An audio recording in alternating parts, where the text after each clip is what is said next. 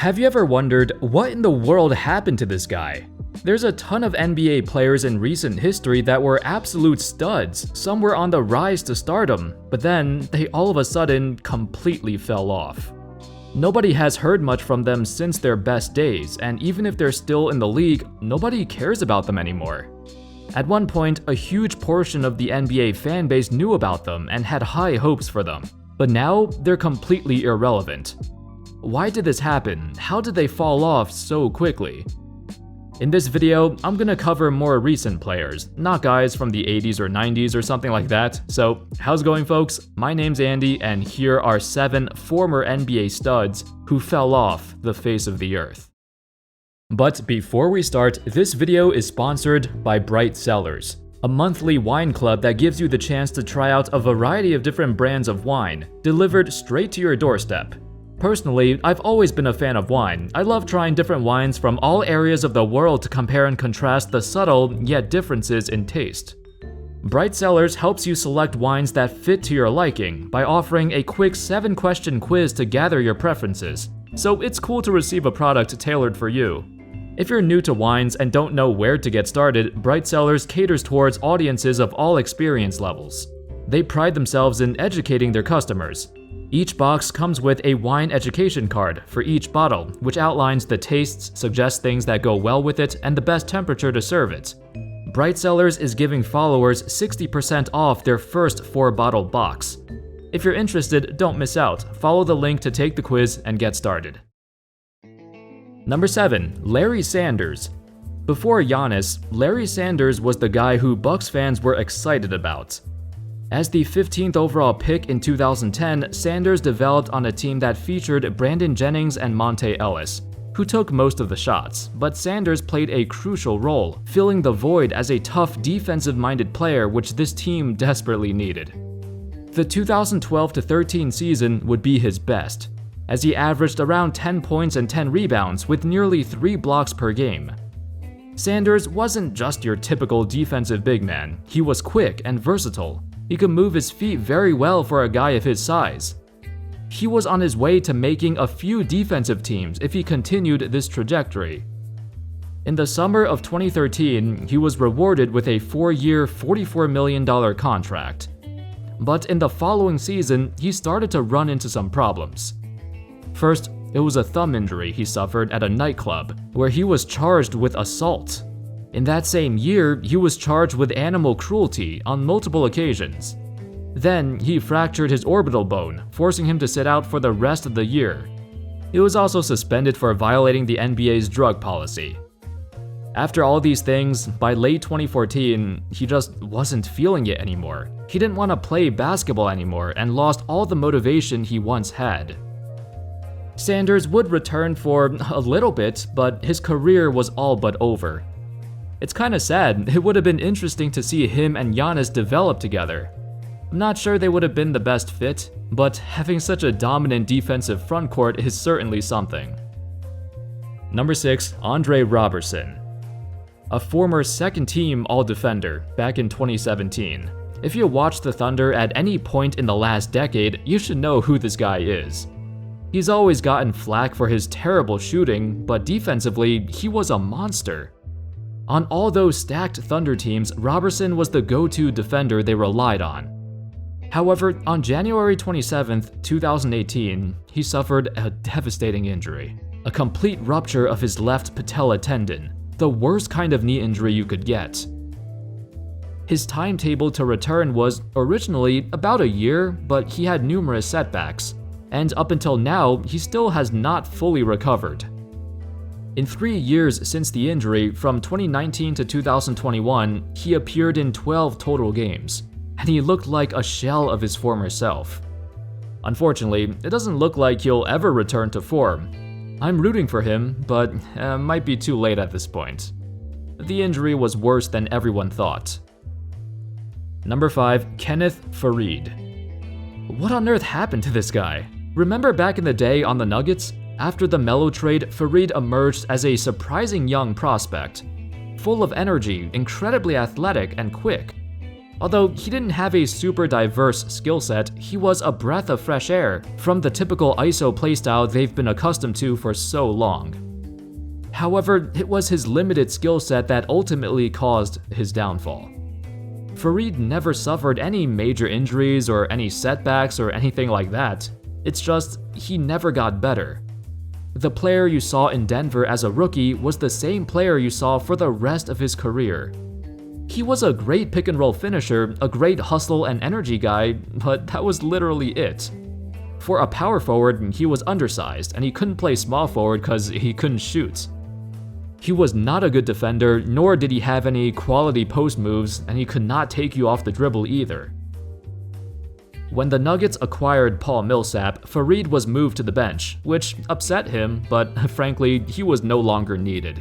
He had a long time to develop his skills, but he just never did.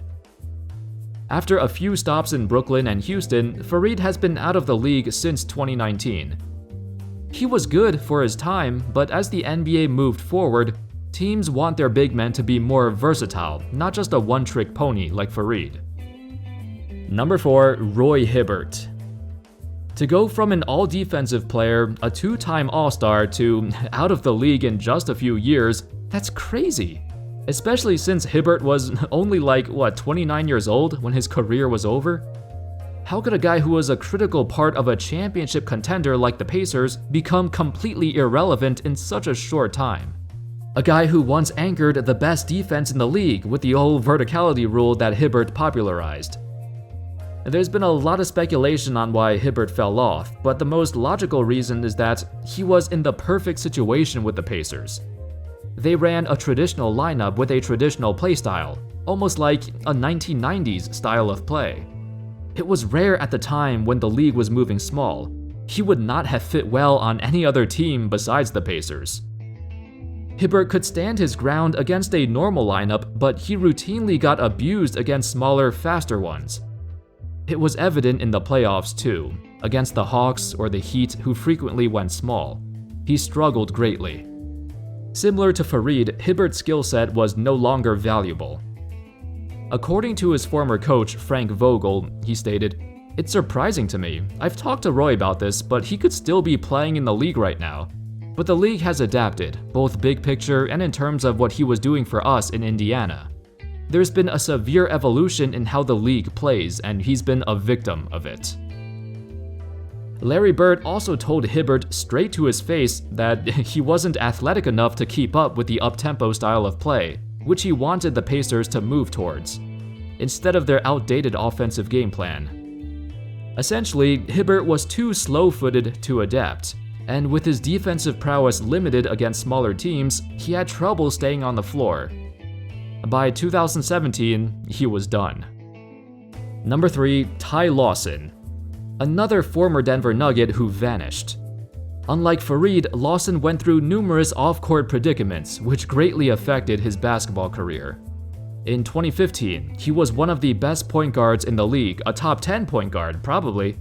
But by 2017, he was gone. Through the years, Lawson struggled with an alcohol addiction. He got pulled over so many times for driving under the influence, and even after rehab, he relapsed. It was a real struggle for him, and the hardships translated onto the court. Lawson was not himself, and his game deteriorated. Once known as a bright young star in Denver who led the charge in the post-Melo era, Lawson used to be super popular. With his short stature, his speedy, flashy playstyle, there was a lot to cheer for. Everyone rooted for him, but after his off-court issues, Denver thought of him as too much of a burden. They gave up on him, and shortly after, the rest of the league gave up on him. Number 2, Andrew Bynum. It's been a while since we've heard anything about Bynum. To give you guys a recap, this is what happened. In 2012, Bynum was considered the second best center in the NBA, behind Dwight Howard. In fact, when it comes to offensive versatility and scoring in the paint, Bynum was arguably the best post scorer in the entire NBA. On a championship contending team, the Lakers. He was dominating. At just 24 years old, he was so young too. However, the Lakers saw a chance to acquire Dwight Howard. In a trade involving 4 different teams, they accepted the offer. Bynum was sent to Philly, where he did not play a single game. Over the years, he had his fair share of injury problems, but it was never that serious, or at least that's what the Sixers thought when they traded for him. It turns out, right before training camp started, Bynum got multiple injections into both of his knees to try and heal his arthritis. This forced him to sit out for a few weeks to recover from the pain, but that few weeks turned into a few months. By the All-Star break, reportedly, Bynum developed a degenerative knee condition, similar to what Brandon Roy had. So his knees got worse and worse, with no hopes of reversing this condition. It also didn't help that Bynum was quite careless with his rehab. He went bowling and re-injured his knee. He attempted to make a comeback with a short stint in Cleveland and Indiana, but his knees were too sore for him to stay on the floor, thus forcing him to retire. Ever since then, he has not played a lick of professional basketball. And at number 1, Isaiah Thomas. To give him credit, he's still kind of in the NBA. Most recently, he signed a 10-day contract with the New Orleans Pelicans in April of 2021. But to go from an MVP caliber player, one of the greatest scoring seasons in NBA history, to a 10-day contract, it's sad. Back in 2017, Thomas was ready to sign a massive contract, upwards of $100 million, after that incredible season in Boston. Unfortunately, it was horrible timing, as it was revealed he had a hip injury. The Celtics knew he was a beloved player, but the injury was a major concern, so they traded him away. It was later confirmed that this hip injury was a lingering issue he's been struggling with. And you might not think hip problems are a big deal in basketball compared to knee or foot problems, but for smaller players, it's a huge deal. They rely on their hips way more for balance and shooting. For Thomas, before the hip problems, he was phenomenal at finishing at the rim due to his body control. Within one offseason, an MVP caliber player turned into a journeyman. A tragic story of a man who was the last pick of the draft, worked his ass off to prove everyone wrong, but ultimately succumbed to the injury fate.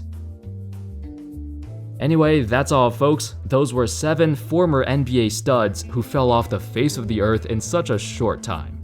For many of them, it was a devastating downfall. Hopes and dreams were shattered. Out of everyone in this video, only Roberson and Thomas played as recently as 2021, but for everyone else, I can't see them coming back ever again.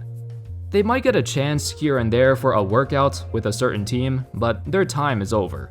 Thank you all so much for watching. Let me know your thoughts in the comment section if you can think of any other players. I know Chandler Parsons should also probably be on here, but I made a video with him recently in it, so I decided to not include him in this one.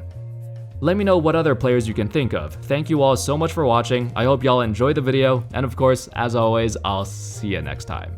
Peace.